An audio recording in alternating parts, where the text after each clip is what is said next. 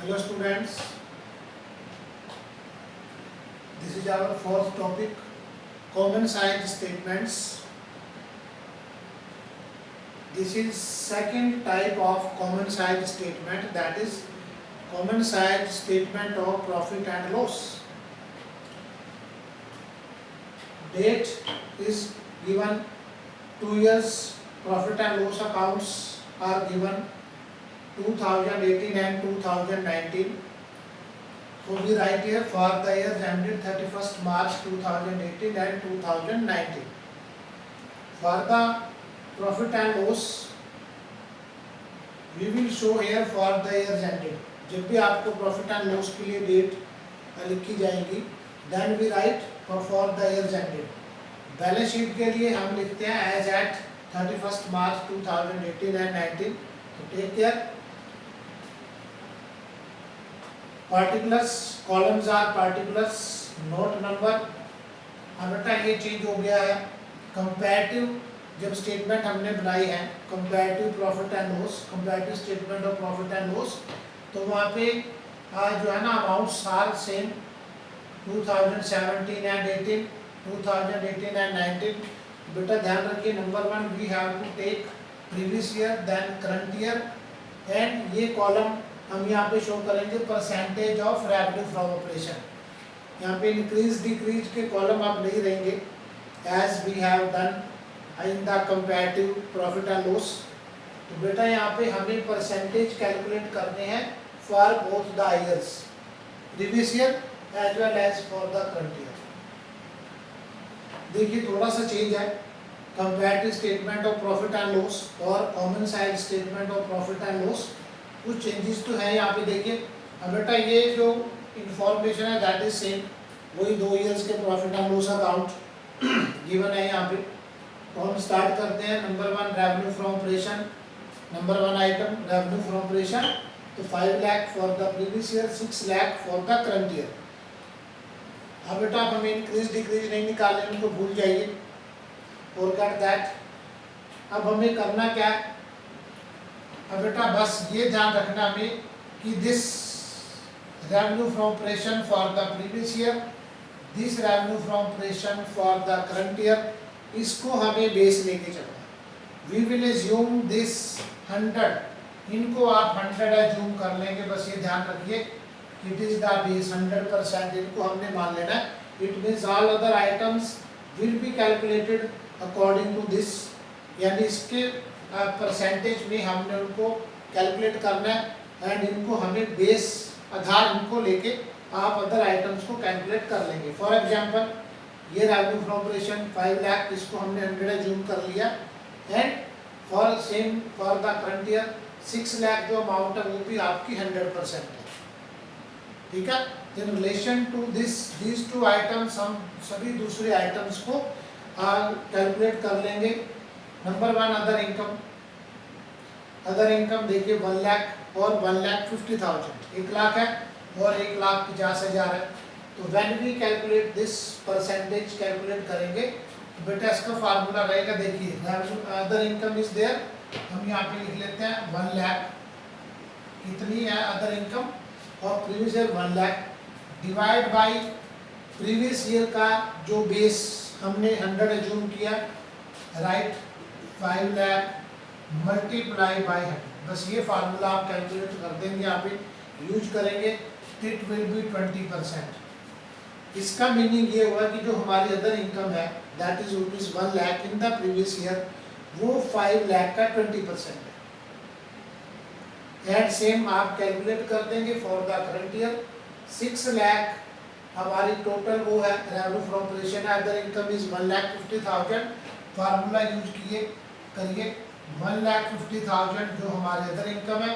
अब बेटा ध्यान रखना है डिवाइड जब आप करंट ईयर की कैलकुलेट कर रहे हैं तो हमें करंट ईयर का रेवेन्यू फ्रॉम ऑपरेशन ही लेना है. That mean 6 lakh multiply by 100, तो ये हमारा हो सकता है 25%, 25%. बस ये ध्यान करना है कि हमें सभी जितने भी फिगर्स हैं उनको रेवेन्यू फ्रॉम ऑपरेशन को बेस मानते हुए हमने इनको कैलकुलेट करना है. तो टेक एज द बेस. अब बेटा नाउ सेम इसकी परसेंटेज कैलकुलेट करें. दैट मीन्स कि हमारे टोटल रेवेन्यू है वो 6 लाख है, 5 + 1 6 लाख, तो 5 लाख रेवेन्यू फ्रॉम ऑपरेशन है एंड टोटल रेवेन्यू हमारे 6 लाख है।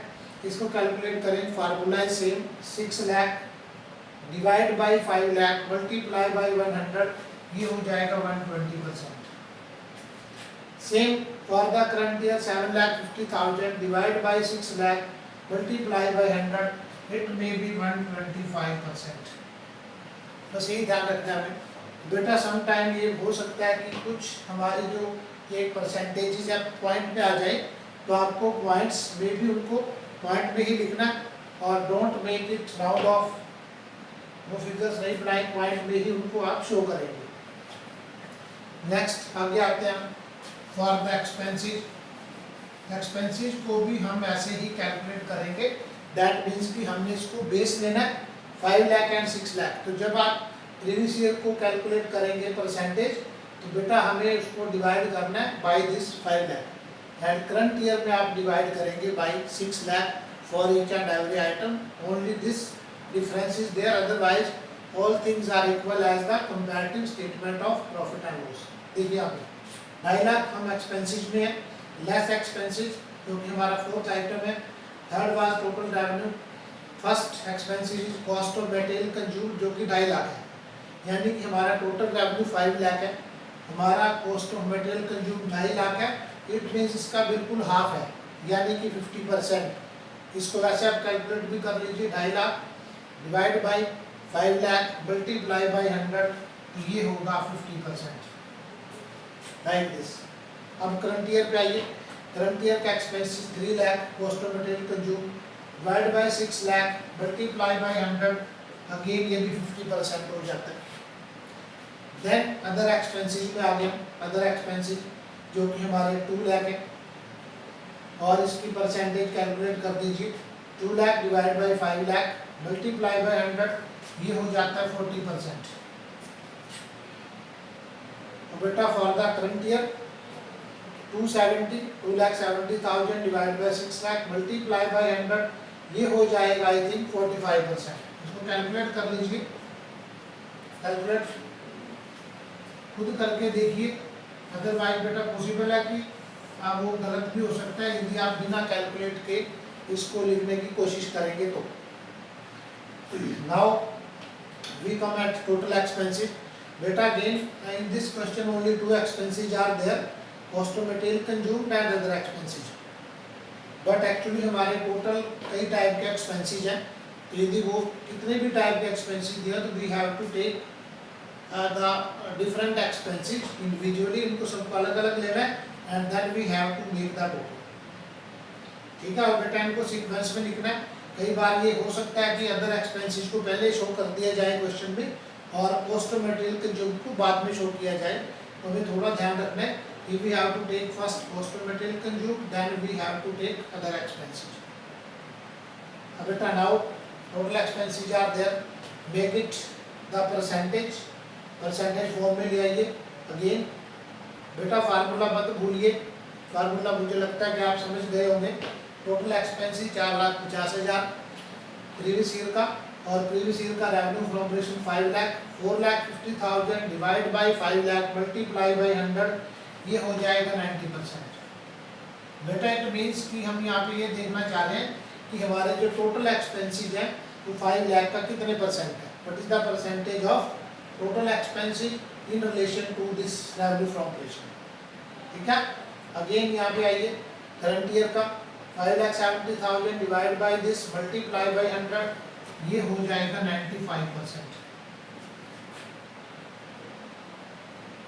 अब बेटा इनका टोटल भी सेम होगा, 50 + 40 दिस दोनों का ऐड कर दीजिए, वो भी सेम हो सकता है बेटा, लेकिन इनको फिर भी हमें कैलकुलेट कर लेना चाहिए।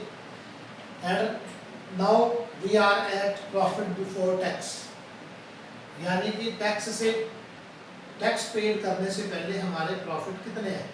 तो the same formula is there, total revenue is there, total expenses is there, दोनों को डिफरेंस कैलकुलेट कर लो तो हमें पता लग जाएगा कि what is the profit. 6 lakh minus 4,50,000, तो हमारा नेट प्रॉफिट होगा 1,50,000।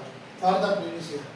Same for the current year calculate करिए, 7,50,000 माइनस 5,70,000, तो नेट प्रॉफिट इज 1,80,000।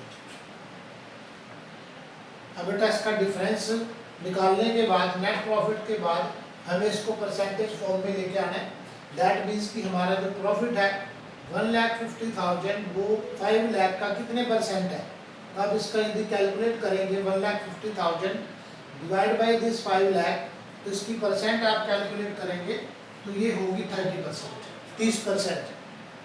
बेटा अंडरस्टूड है ये, क्योंकि जो हमारे प्रॉफिट है तो हमने देख चुके हैं हम यहाँ पे कि जो हमारे टोटल रेवेन्यू है वो 120% है, ठीक है, और हमारा जो टोटल एक्सपेंसेस है 90% है, तो इनका टोटल भी मैच कर जाएगा। 120 माइनस 90 वो भी 30 ही होता है। देन उस पर चले जाइए, for this profit before tax for the current year 1,80,000 divide by 6 lakh, जो कि करंट ईयर का हमारा रेवेन्यू फ्रॉम ऑपरेशन है, उसकी परसेंटेज आप कैलकुलेट करेंगे तो वो भी 30% ही आएगा।